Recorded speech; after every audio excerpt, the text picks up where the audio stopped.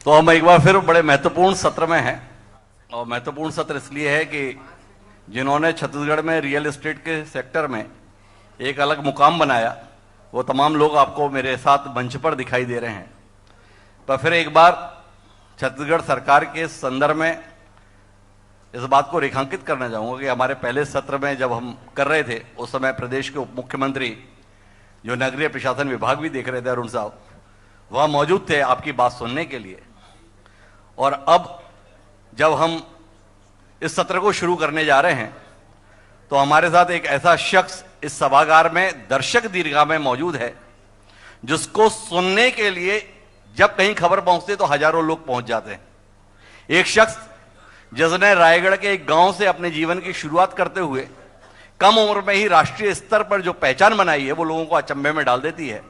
इस प्रदेश के सम्माननीय वित्त, आवास एवं पर्यावरण मंत्री ओपी चौधरी जी हमारे साथ मौजूद हैं, और वो दर्शक दीर्घा में मौजूद हैं रियल एस्टेट सेक्टर की बातों को सुनने के लिए, उनकी समस्याओं को जानने के लिए, उनकी जिज्ञासाओं को जानने के लिए। तो मैं चाहूंगा एक बार जोरदार तालियां ओपी चौधरी जी के लिए। इस प्रकार की उदारता आज शासन में देखने को कहीं मिलती नहीं है।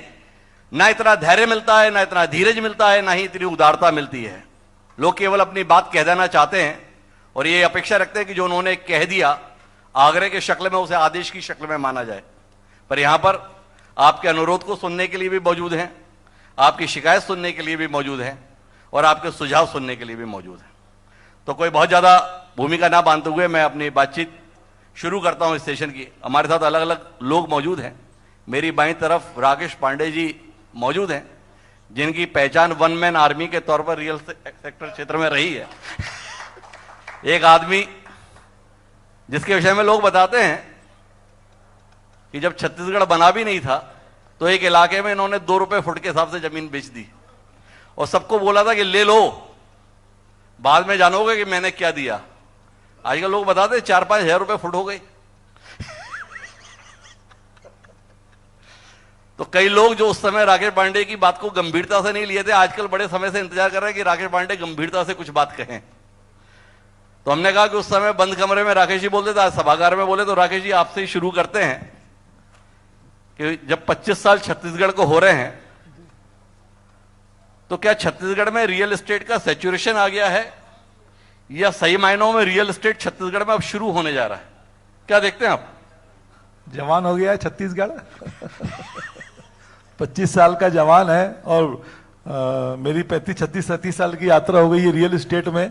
तो एक नया स्वरूप आ रहा है, और जब से ये सरकार आई है, मैं माननीय मंत्री जी हैं इसलिए नहीं बोल रहा हूं, अकेले में भी मैं सरकार की बहुत तारीफ करता रहा कि बड़ा तेजी से, बड़ा एग्रेसिव होकर काम होगा सरकार में, ऐसी उम्मीद है और वैसा दिख रहा है। हर चीज में बड़ा पॉजिटिव माहौल है, और इसे तो मैं शुरुआत ही बोलूंगा, टर्निंग पॉइंट है। एक तो इतनी बढ़िया टर्निंग पॉइंट है कि आज 35 साल में शायद 7-8 बार हमारी रियल एस्टेट, नगर निगम, टाउन प्लानिंग में मीटिंग होती थी। सबको सलाह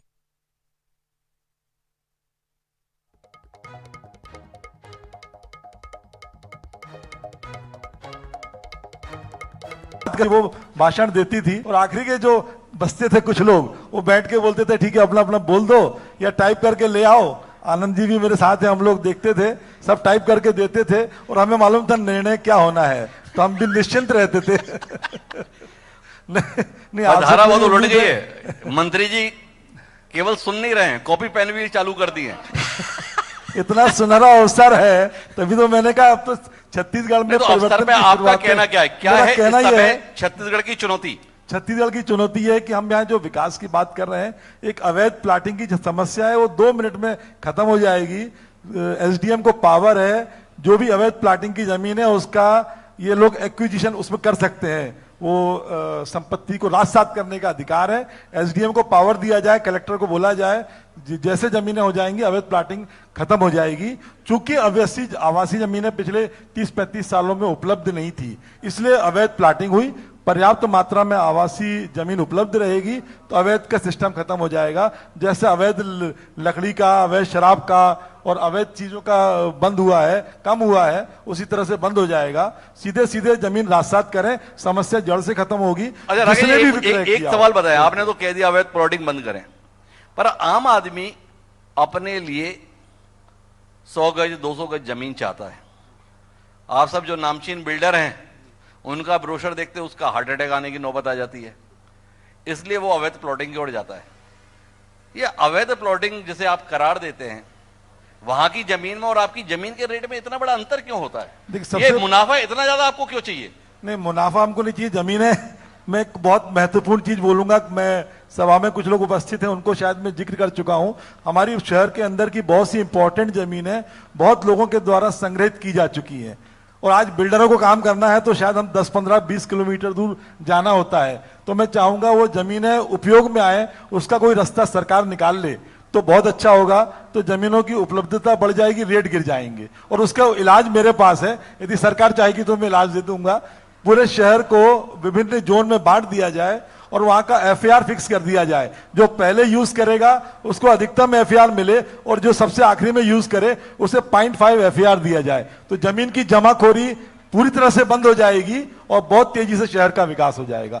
जमीन की कीमतों में इस तरह से कंट्रोल किया जा सकता है। दूसरा है कि जो नियम अभी सरकार ने बनाया, कल या परसों ही नियम आया, बहुत अच्छा है। अवैध प्लाटिंग में कोई गार्डन की जमीन नहीं होती। हमारे कॉलोनियों में 5% हमें गार्डन दिया छोड़ना होता है। हर जोन बांट के जितनी भी सरकारी जमीन है फार्मूले में उसको गार्डन के लिए छोड़वा दिया जाए, और जो अवैध प्लाटिंग की जगह हर कॉलोनी में कोई भी गार्डन के लिए जगह नहीं छोड़ी जाए। सरकारी गार्डन जो है हमारे पास उपलब्ध, उनका उपयोग किया जाए तो आराम से खेलने की जगह उपलब्ध होंगी।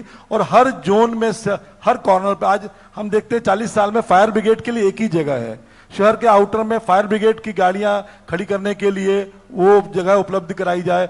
जितने भी हाउसिंग बोर्ड की कॉलोनियां हैं, इतनी बड़ी बड़ी कॉलोनी बना दी, लेकिन वहां पे हॉस्पिटल नहीं बनाए। हर जगह जो 10-20 हजार फीट जमीन बची है उसमें हॉस्पिटल बना दिए जाएं।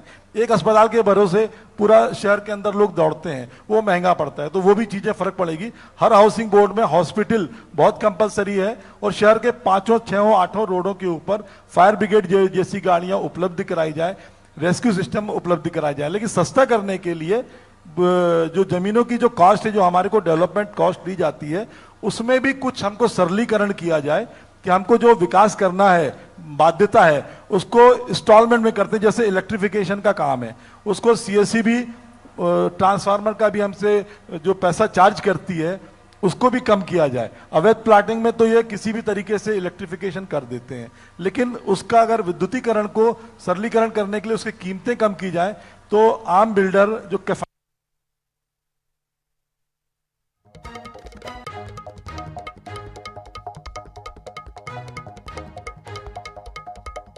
दी जाए तो उससे भी हम लोग कम कीमतों पे जमीन उपलब्ध करा पाएंगे। लेकिन मैं आपके पास आना चाहता हूं। छत्तीसगढ़ में 2 किस्म के प्रोजेक्ट देखने को मिलते हैं, एक इंडिविजुअल हाउसेस के संदर्भ में और दूसरा फ्लैट के संदर्भ में। आप थोड़ा बताएंगे कि एक तरफ आता है अफोर्डेबिलिटी का इशू है, दूसरी तरफ फ्लैट खाली रह जा रहे हैं जो अपेक्षाकृत सस्ते होते हैं। सच क्या है छत्तीसगढ़ में? वस्तुतः डिमांड किस बात की और सप्लाई किस बात की हो रही है?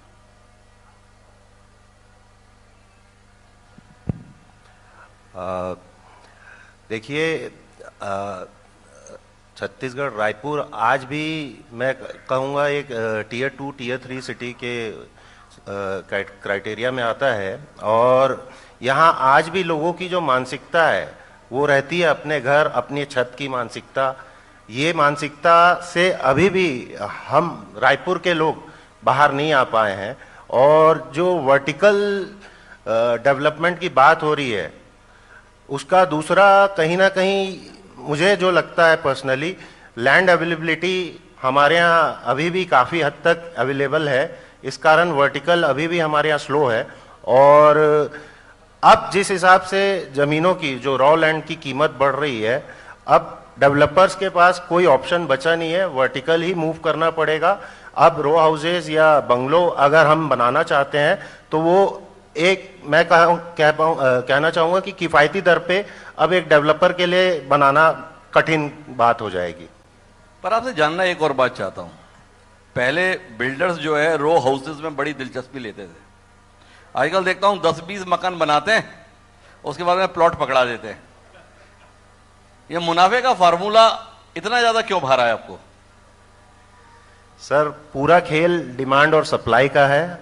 और आज रायपुर क्षेत्र में जो डिमांड है वो मैक्सिमम प्लॉट्स की है, और इसका कहीं ना कहीं कारण मध्यम वर्ग भी है, मैं कहना चाहूंगा। जी। क्योंकि एक मध्यम वर्गीय आदमी एक बार में इतना रुपया नहीं जुटा पाता है कि वो एक साथ ही कंप्लीट मकान खरीद पाए। तो ये 2 स्टेज की इन्वेस्टमेंट हो जाती है, एक बार में वो प्लॉट खरीदता है और कुछ समय बाद उस पर वो घर बनाता है। वो तो ठीक है, पर आप 20 घर तो बना देते हो, जब ब्रोशर देते हो उस समय पर तो 100 घर का दिखाते हो, और बना के केवल 20 और बाकी प्लॉट पकड़ा देते हो। इस विसंगति के कारण जो आम आदमी है उस पर कितना भारी पड़ता है। जिसने वो 20 मकान खरीद रखे हैं, उसे लगता था कि सारे मकान ऐसे रहेंगे, पर आपने तो बाद में कुछ और कर दिया। बिल्कुल, ये एक प्रॉब्लम है प्लॉटिंग प्रोजेक्ट्स में, लेकिन इसके लिए भी आजकल जितनी भी नई कॉलोनियां बन रही है उसमें सभी डेवलपर ये प्लान करते हैं कि जो एलिवेशन है घरों का वो एक रूपता में रहे, और एक समय सीमा भी हम आजकल कोशिश कर रहे हैं बाध्य करने की कि कम से कम 2 से 3 साल में वो अपना मकान वहां पर तैयार कर ले। तो एक विसंगति की बात तो मान रहे हैं, लेकिन मेरे साथ में एक और शख्स हैं, इनको पहले इंडस्ट्रियलिस्ट के तौर पर जानते थे हम, वक्त बदला रियल एस्टेट डेवलपर के तौर पर भी देखने लगे। हमारे बगल में रमेश अग्रवाल जी हैं। रमेश जी, आपसे जानना है, जिनको आप लोहा दिया करते थे, ऐसा क्या उनके धंधे में दिखा कि आप उस धंधे में भी आ गए? बहुत ही अच्छा क्वेश्चन है। जैसे राकेश भाई ने भी कहा कि छत्तीसगढ़ अब जवान हो गया है, तो जितना राज्य जिस तरीके से बढ़ रहा है, तो स्टील इंडस्ट्री में हम 25-30 साल से हैं ही, उसमें अच्छा प्रोग्रेस है, अच्छा डेवलपमेंट है। लेकिन रियल एस्टेट में यहाँ मंत्री जी बैठे हुए हैं, मैं बहुत ज़्यादा तारीफ करना चाहूँगा उनकी, कि जितने यहाँ पे डेवलपमेंट हो रहा है छत्तीसगढ़ में, जितनी नई नई इंडस्ट्रियाँ आ रही हैं, जितने आईटी कंपनीज आ रही है, बहुत सारे सेमीकंडक्टर, टेक्सटाइल यूनिट्स और सब आ रहे हैं, तो इतने एजुकेशनल इंस्टीट्यूट खुल रहे हैं,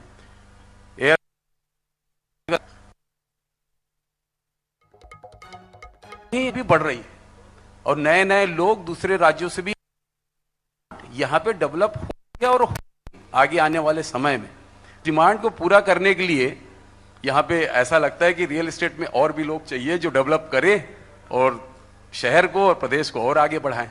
नहीं, डिमांड आएगी ये तो बात ठीक है। अब आपने तो एक ब्रांड क्रिएट किया है जीके, जो लोहा दूसरों का 45 रुपए में बिकता है तो वो जीके का 47 रुपए में बिकता है। यही काम आपने रियल एस्टेट में भी किया। 2 हाउसिंग होती हैं, एक अफोर्डेबल, दूसरी लग्जरी। जानना यह है रवि जी कि आपको लग्जरी हाउसिंग क्यों इतना भाई? बिल्कुल सच है कि एक हीरा सामान्य भी होता है, एक तनिष्क का भी हीरा होता है। तो एक वर्ग समाज का, हर तरह के समाज के वर्ग हैं। Affordable housing is need of hour, और ये चाहिए ही चाहिए। ये इसमें जितनी ज्यादा क्वांटिटी में अफोर्डेबल हाउसिंग होगा वो समाज के सभी तबकों को नीड है। But at the same time कुछ ऐसे भी लोग हैं जिनको एक अच्छी सोसाइटी चाहिए जिसमें सारी सुविधाएं हों, अच्छा इंफ्रास्ट्रक्चर हो, एक गुड लिविंग का एक परिवार कैसे अच्छे से अपने आप को एंजॉय कर सके, और उसका है। तो यदि हम उतनी अच्छा इंफ्रास्ट्रक्चर देते उतनी है तो थोड़ी सी उसकी कॉस्ट भी रहेगी। और अभी भी मेरा ये मानना है कि रायपुर प्रीमियम अफोर्डेबल, मतलब अफोर्डेबल प्रीमियम कैटेगरी में आता है। मतलब रायपुर से हम बड़े शहरों को देखें या उससे छोटे शहरों को देखो, अभी भी ये एक अफोर्डेबल प्रीमियम हाउसिंग के कैटेगरी में आता है। नहीं तो आपको क्या लगा कि अफोर्डेबल हाउसिंग में तो सप्लाई बहुत है रायपुर में, पर जो प्रीमियम या लग्जरी जिसे कहते हैं उसमें उतनी सप्लाई नहीं है, तो आपको उसमें संभावना ज्यादा दिखी। आपने क्यों चुना? जानना यह है कि छत्तीसगढ़ में क्या देख रहे हैं आप? आने वाले समय लोगों के पास पैसा बहुत आना है, तो उनके लिए घर बढ़िया बना के रखो ताकि वो उसे खरीद पाए। नहीं, जैसे मैंने पहले भी कहा कि सभी टाइप के लोग समाज में हैं और सभी की जरूरत है। तो अभी हमने ये स्टार्ट जो किया है, पिछले सिर्फ 4 साल की हमारी बहुत नई जर्नी है रियल एस्टेट की। तो स्टार्ट जो किया है एक प्रीमियम प्रोजेक्ट से किया है, लेकिन आगे आने वाले समय में अफोर्डेबल भी आएंगे, छोटी मतलब सस्ते प्लॉट्स भी रहेंगे, सस्ते मकान भी रहेंगे। तो तो सभी की जरूरतों को ध्यान में रखते हुए उसको ध्यान में रखेंगे। और जैसा कि राकेश भाई ने कहा कि शहर में जमीनों के रेट बहुत तेजी से बढ़ते जा रहे हैं, तो अब नई जमीन खरीद के उसको डेवलप करके उसको बेच पाना इज नॉट दैट इजी। तो जो पुरानी जमीनें हैं उसमें कैसे हम उसको सुंदर तरीके से विकसित करके उसको इनकैश कर सकें, ये भी एक देखने की बात है। मैं एक सवाल आपसे और लूंगा, फिर मैं हमारे साथ पंजाब नेशनल बैंक के जोनल मैनेजर उनके पास जाऊंगा। जब आप इस नए क्षेत्र में आए तो कालीन मिले या कांटे मिले? बहुत ही अच्छा है, फिर से क्वेश्चन।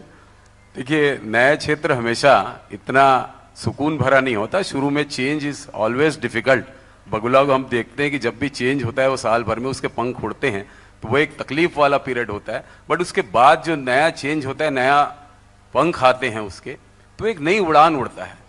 तो हम देख रहे हैं कि पिछले कुछ समय में रियल स्टेट में हम आए तब से देख रहे हैं कि पिछले कुछ समय में सरकार ने, मंत्री जी यहाँ बैठे हुए हैं, मैं जोरदार तालियां चाहूंगा सदन से, जितने रिफॉर्म रियल स्टेट में अभी हुए हैं शायद ही कभी हुए होंगे। और हमारी मैक्सिमम डिमांड जो है वो पूरी कर दी है। डिजिटलाइजेशन में इतना अच्छा रिफॉर्म हुआ है, रजिस्ट्री में, रजिस्ट्री के बाद उसमें ऑनलाइन सब चीजें हो जाना, आरआई पटवारी का इंटरेक्शन खत्म हो जाना। ये टेम्परेरी थोड़ी तकलीफ हो सकती है, बट लॉन्ग टर्म ये बहुत ही ज्यादा अच्छा एक रिफॉर्म है। ये कुछ रिफॉर्म अभी भी और बाकी है। कभी भी समस्याएं खत्म होती नहीं है किसी भी रियल एस्टेट की या किसी भी बिजनेसमैन की, उनकी डिमांड हमेशा रहती है। मंत्री जी सामने हैं, तो मेरी तरफ से जो डिमांड मुझे जो समझ में आता है, being a new player in this industry, कि ईडब्ल्यूएस का बहुत ही ज्यादा लंबे समय का एक जो हमारी डिमांड था कि ईडब्ल्यूएस में जो अभी आपने अरुण साहू जी बैठे थे उप मुख्यमंत्री, तब भी कहा था कि 300 एकड़ जमीनें खाली पड़ी हुई हैं, तो उसमें एक रिफॉर्म करते हुए उसको सीमित कर दिया है।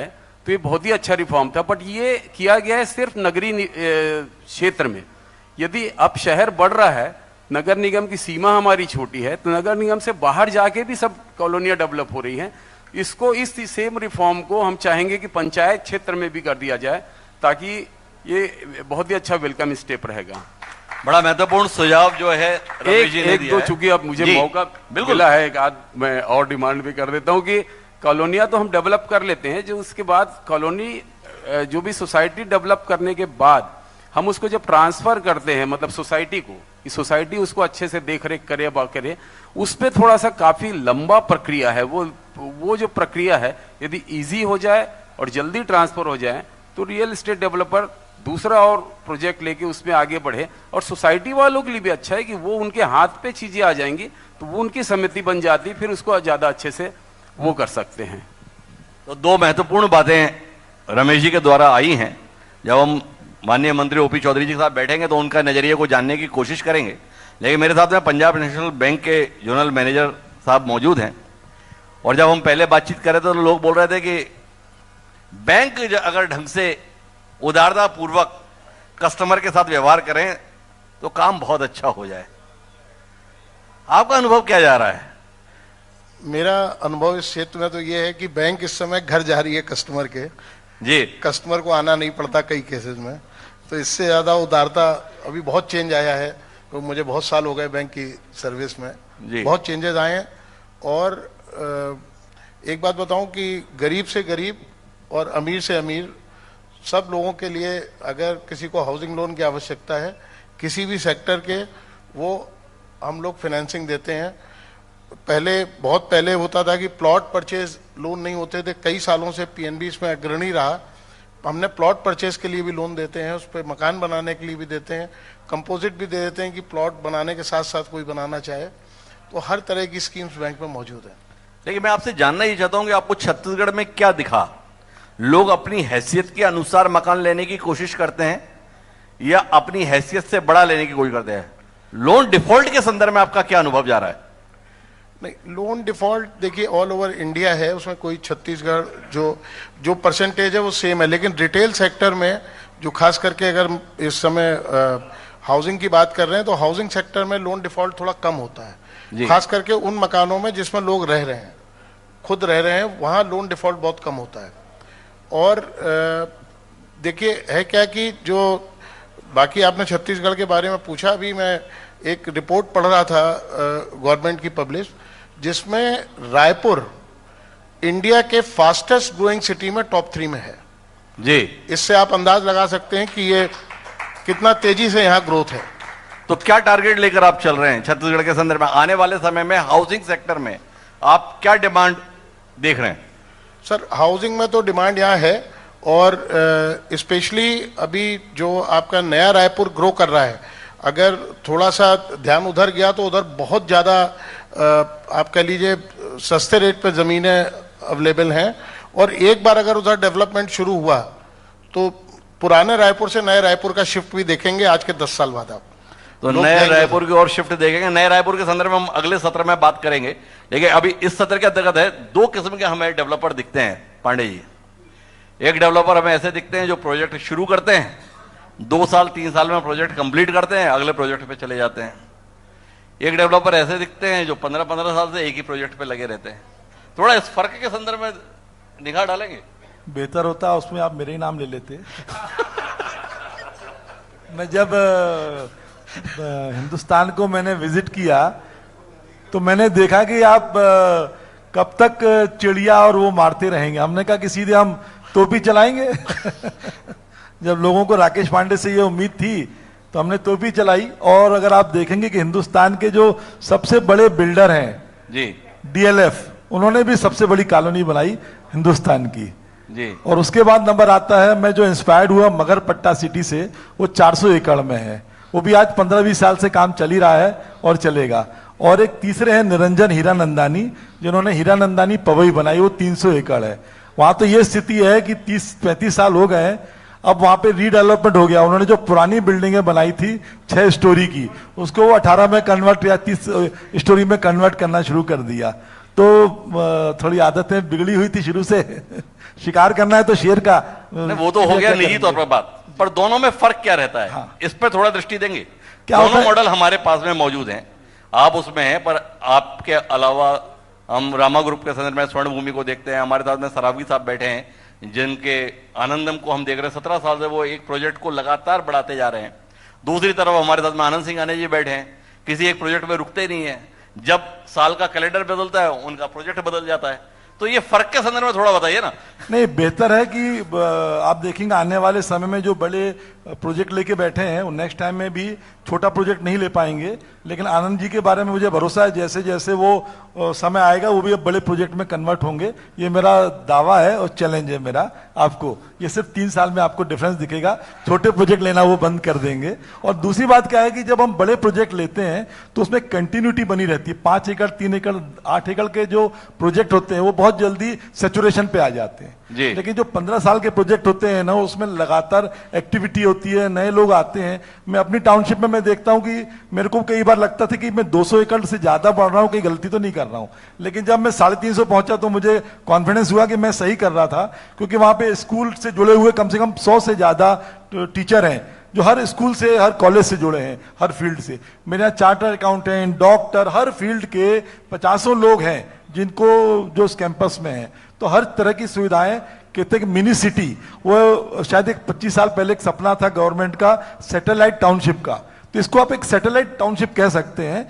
पूरी सिटी के अंदर ही क्लब है, वहीं पे ऑफिस है, वहां पे हमने तो ऐसी कंपनियों को भी अब एसोसिएट कर लिया जो वहां पे कम से कम 500-500 लोगों को रोजगार देगी। वो भी हमारे साथ कंपनियां जुड़ चुकी हैं और वो बहुत तेजी से 1-2 लाख स्क्वायर फीट के कंस्ट्रक्शन कर रही हैं। पर आपने सारे मेरे राइवल्स को बिठा के रखा हुआ है, इसलिए मैं डिस्क्लोज नहीं करूंगा कि मैं क्या करने जा रहा हूं, लेकिन मैंने रोजगार भी वीआईपी सिटी में अवेलेबल करा दिया।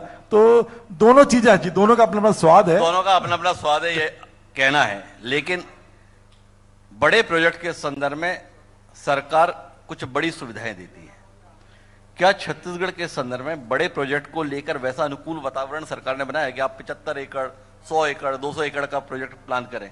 इसके संदर्भ में क्या सरकार ऐसा माहौल दे पाई, या बिल्डर को लगता है 10, 20, 25 एकड़ में करो, उसने में ही ठीक है, ज्यादा बड़े के चक्कर में पड़ने की जरूरत नहीं? मेरे अनुभव में दोनों ही प्रोजेक्ट का एक अलग ही मजा है जी। अगर आप छोटे प्रोजेक्ट करते हैं तो एक समय पे आप मल्टीपल लोकेशंस पे और मल्टीपल प्रोजेक्ट्स कर पाते हैं और मल्टीपल कैटेगरीज को केटर कर पाते हैं। और दूसरी तरफ जब आप एक बड़ा प्रोजेक्ट करते हैं तो उसमें बेनिफिट ये मिलता है, आपको एक ही जगह पे कंसंट्रेशन करके आप विभिन्न सेगमेंट्स को, चाहे वो कमर्शियल हो, चाहे मल्टी अपार्टमेंट प्रोजेक्ट हो, चाहे उसमें रो हाउसेज हो, एक ही कैंपस में आप लाकर एक वहाँ पे एक बेहतरीन अनुभव लोगों के लिए, और जिनको जो चीज़ पसंद आती हो और जिनको जो चीज़ लगता हो कि उनके फायदे की है, वो उस जगह पर आके ले सकते हैं। वो तो ठीक है। मेरा सवाल क्या था? मेरा सवाल ये था कि क्या बड़े प्रोजेक्ट के संदर्भ में छत्तीसगढ़ सरकार ऐसी कोई आकर्षक नीति बिल्डर्स और उपभोक्ताओं के लिहाज से दे पाई है जिसके चलते एक सुव्यवस्थित टाउनशिप विकसित की जा सके? इसकी बात की जाती है, एक ऐसी टाउनशिप जिसमें स्कूल भी हो, अस्पताल भी हो, उसके लिए बड़ी जगह चाहिए, बड़ी सहूलियत चाहिए। तो क्या ऐसी सहूलियतें हैं हमारे यहाँ की पॉलिसी में, हाउसिंग पॉलिसी में? हाउसिंग पॉलिसी में जरूर ये सब चीजें हमारे द्वारा, हमको सरकार के द्वारा ये निर्देशित किया जाता है कि हमें ये सब चीजों का ध्यान रखना है कि अगर आप कोई बड़ी टाउनशिप बना रहे हैं तो उसके अंदर आपका स्कूल होना अनिवार्य है, मेडिकल फैसिलिटी होना अनिवार्य है। ये सब सुविधाएं, जो जन सुविधाएं सरकार क्या देती है, इसमें थोड़ा राकेश पांडे ज्यादा मेहनत करते हैं। राकेश पांडे जी से जान लेते हैं, सरकार क्या चाहती है तो सबको पता होता है, पर सरकार जो चाहती है उसके एवज में सरकार कुछ देती भी है कि नहीं देती, ये आपसे जानना है। नहीं, सरकार तो सुविधाएं देती है। यदि सरकार सुविधाएं नहीं देगी तो कोई बिल्डर क्या, कोई इंडस्ट्री क्या, कोई सरवाइव नहीं कर पाता। कभी कभी कुछ नीतियां हैं, जैसे हमारे पीएम साहब की नीतियां हैं, सीएम साहब की नीतियां हैं, मंत्री जी की नीतियां हैं, लेकिन जो नीचे के लोग हैं वो कई बार गड़बड़ कर देते हैं, तो इसलिए थोड़ा इस तरह की प्रॉब्लम आती है। बट सरकार से हमारी जो अपेक्षाएं रहती हैं वो हर समय पूरी होती हैं। और मैं शायद कुछ समय से बोलता हूं कि सबसे अच्छा कोई अपेक्षा करना नहीं चाहिए, जैसी पॉलिसी हो वैसा काम करे। सरकार यदि टफ टाइम देगी तो खुद सरकार का रेवेन्यू डाउन होगा, सरकार बदनाम हो जाएगी, और जनता जो है वो क्या करती है, वो तो खाड़ी देती है। जनता बहुत होशियार है, तो जनता हर समय सरकार को देखती है, सरकार से हमारी अपेक्षाएं हर समय पूरी होती हैं। मेरे साथ में रमेश जी हैं। रमेश जी पिछली बारी में भी कुछ सुझाव दिए थे। रमेश जी, जानना यह है कि अभी आप जो प्रोजेक्ट कर रहे हैं, एक बड़े प्रोजेक्ट के संदर्भ में जब करने का मन बनाते हैं तो वर्तमान रीति नीति में वो कौन सी कमियां देखते हैं जिसके कारण आपके कदम ठेठक जाते हैं? क्या लगता है आपको कि ये कुछ सरकार को और कर देना चाहिए तो इस दिशा में बढ़ा जाए? मैं फिर से कहूंगा कि यहाँ पे मंत्री जी हैं, और जब मतलब हम लोग सबसे बड़े सौभाग्यशाली हैं कि इनके पास हाउसिंग डिपार्टमेंट भी है और फाइनेंस डिपार्टमेंट भी है। कैसे शहर को डेवलप करना है और उसमें कैसे उसके लिए फंड लाना है, दोनों इन्हीं के पास में। तो ये बेस्ट कॉम्बिनेशन है कि आप अब वो रायपुर जो है वो अब वो पुरानी राजधानी नहीं रही, ये कि बड़ा कमर्शियल डेवलपमेंट यहाँ पे है और बहुत इंडस्ट्रियलाइजेशन यहाँ पे और कमर्शियल एक बड़े क्षेत्र के रूप में बढ़ गया। तो लोगों को उतनी ज़रूरत भी बढ़ गई है और उतने ही इंफ्रास्ट्रक्चर और फैसिलिटी की सबको नीड भी है। तो उसी हिसाब से एक महानगर के रूप में बढ़ता जा रहा है। तो उसी हिसाब से हमको इनके इंफ्रास्ट्रक्चर भी लगेगा, उतना फाइनेंस भी लगेगा। तो जितना डेवलपमेंट अभी पिछले कुछ सालों में हम देख रहे हैं लगातार हो रहा है, हमारी अपेक्षा रहेगी कि उससे ज़्यादा तेजी से और विकास हो और सभी शहर के लोगों को वो सभी सुविधाएं मिली। जहाँ तक आपका जो क्वेश्चन है कि वो फैसिलिटी गवर्नमेंट की तरफ से कुछ है या नहीं, तो मैंने कई बार कहा है कि रिफॉर्म अभी जितने हुए शायद कभी नहीं हुए। एक और है कि ईज ऑफ डूइंग बिजनेस में काफ़ी रिफॉर्म अभी हुए हैं, लेकिन इसमें यदि और काम यदि हो और ज़्यादा अच्छे तरीके से हो, जितना मतलब इसका कोई अंत तो है ही नहीं, किसी भी चीज़ का कोई अंत नहीं है कि आप पैरामीटर कोई है नहीं कि आप बेंचमार्क यहाँ पहुँच गए हैं। बट इसमें और जितना भी सुधार हो ईज ऑफ डूइंग बिजनेस में, जितने रिफॉर्म और हो सकते हो सरकार की तरफ से, वो सिर्फ डेवलपर के लिए नहीं पूरे जनता के लिए फायदेमंद रहेगा। तो कुल मिला के सुधार की उम्मीद है, पर सुधार क्या हो इस पर रमेश जी अभी खामोश रह गए। असल में सारे बिल्डर बैठे हुए हैं, लगता है रजिस्ट्री का रेट जो है 10% है, वो 5% हो जाए सबके लिए अच्छा है। एक छोटा सा सुझाव होता है। नहीं, लेकिन आपके सुझाव के साथ में कोई राष्ट्रीय आकलन भी है कि अन्य स्टेट के अंतर्गत ये दर चल रही है और हमारे यहाँ पर ये दर चल रही है? ऐसा कोई अध्ययन है जिसके आधार पर आप ओपी चौधरी हैं भैया, आप स्वयं ही बता रहे हो, वित्त मंत्री भी हैं, इतनी आसानी से मानने वाले नहीं। तर्क क्या है साथ में? इच्छा तो है, तर्क क्या है साथ में? एग्जैक्ट तो नहीं है, बट मेरे हिसाब से महाराष्ट्र में काफी कम है। महाराष्ट्र से अच्छा, मतलब डेवलपिंग स्टेट, मतलब आज मैं वहीं था कल और वहाँ के सीएम की स्पीच भी थी सामने हमारे स्टील कॉन्क्लेव में। तो वो वहाँ का स्टेट का जो हम इकोनॉमिकल कंडीशन देखते हैं तो मतलब ह्यूज है। मतलब यहाँ से शायद वो 10 लाख करोड़ से ज़्यादा का जीडीपी है, मतलब रेवेन्यू है पर ईयर का, 1,75,000 करोड़ का जीएसटी कलेक्शन है पर एनम, तो वो बहुत है। तो वहाँ के जो रिफॉर्म हैं, वहाँ रजिस्ट्री के रेट मेरे ख्याल से काफ़ी कम है, तो जितना भी कम हो सकता है। ये हमारा रियल एस्टेट का सवाल नहीं है, पर एक डर के मंत्री जी की तरफ देख के ही बात कर रहा हूँ पर नहीं, एक उत्कंठा है ओबी भाई।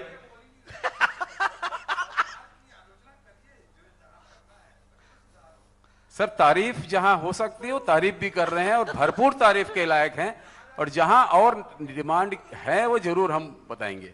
नहीं, लेकिन ये हमारा जो सवाल है रमेश भाई, वो विषय से संबंधित तो नहीं है, पर फिर भी उत्कंठा है। जो रियल एस्टेट में काम कर रहे हैं वो स्टील में हाथ आजमाने की कोशिश कर रहे हैं। जो स्टील में हाथ आजमाते आ रहे हैं वो रियल एस्टेट में है। आप तो दोनों में ही हाथ आजमा लिए, मजा किस में ज्यादा है? बहुत ही कठिन सवाल है सर।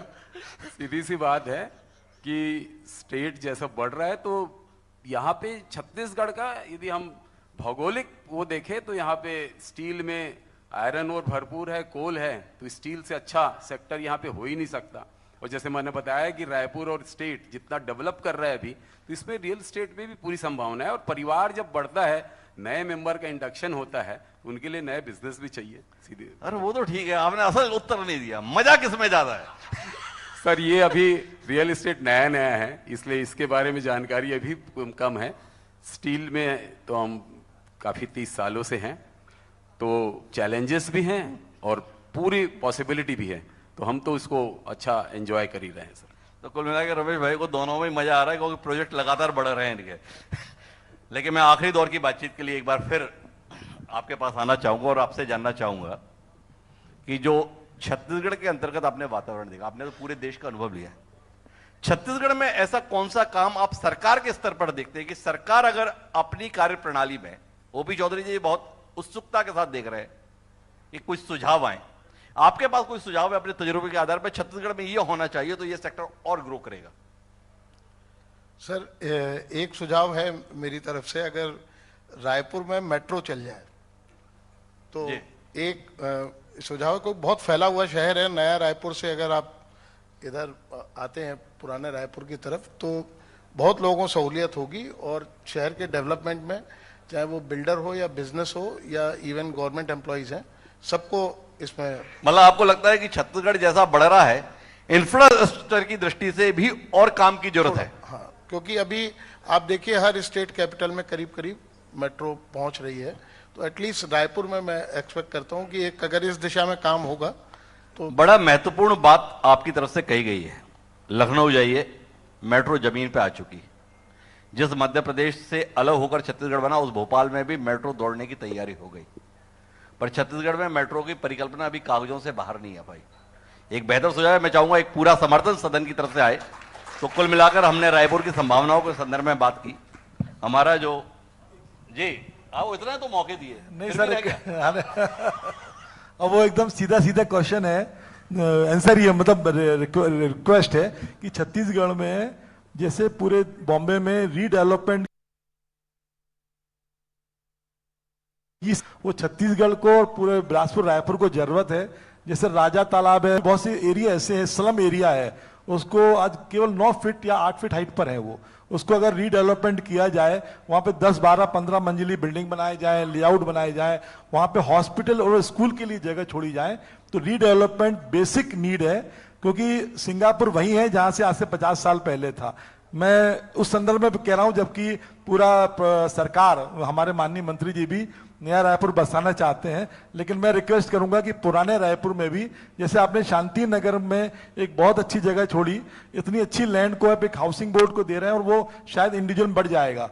वहां पालिका बाजार या जैसे बीकेसी बना है, ऐसी जमीन बनाई जाए, जैसे शांति नगर कॉलोनी है, वैसे ही राजा तालाब है, तो वैसे ही गुड़ियारी है, तो पूरा शहर जो है बहुत 50 साल का प्लान करना पड़ेगा और धीरे धीरे हो जाएगा ये। तो एक महत्वपूर्ण सुझाव जो आया राकेश पांडे की तरफ से वो ये है कि रायपुर को एक नया स्वरूप देने की जरूरत है। आप नया रायपुर बताएं वो तो बहुत अच्छी बात है, पर रायपुर के कायाकल्प की जरूरत है। रायपुर जो एक कस्बे से सीधे राजधानी का स्वरूप लिया, बहुत काम 25 साल में हुआ, लेकिन इसे महानगर की शक्ल देने की दृष्टि से पर्याप्त काम करने की जरूरत है। उस तरफ भी सरकार ध्यान दे। रियल एस्टेट के सेक्टर में रिफॉर्म काफी हुए हैं, पर अभी भी काफी रिफॉर्म की गुंजाइश है। रजिस्ट्री के रेट कम किए जाएं, यह अपेक्षा मंच से आई है। जब हम ओपी चौधरी जी के साथ होंगे तब उनसे इन सवालों के उत्तर लेंगे, उनसे इन जिज्ञासाओं के संदर्भ में उत्तर लेंगे। लेकिन अभी आप सभी का बहुत बहुत धन्यवाद हमारे साथ इस सत्र का हिस्सा बनने के लिए। एक बार जोरदार तालियां हमारे पैनलिस्ट के लिए, और मैं सोनल जी से आग्रह करूंगा आगे की कार्रवाई के लिए।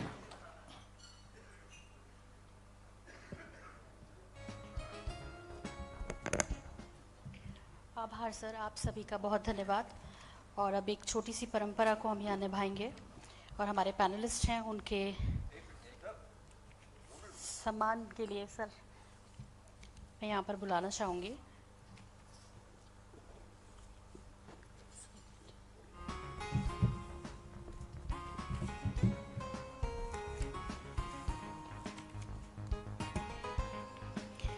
मैं यहाँ पर मंच पर बुलाना चाहूँगी हमारे माननीय वित्त मंत्री छत्तीसगढ़ ओपी चौधरी जी को, और पद्मश्री और विधायक अनुज जी को भी मंच पर कि वे आए और हमारे इन तमाम पैनलिस्ट का स्वागत करें, सम्मान करें।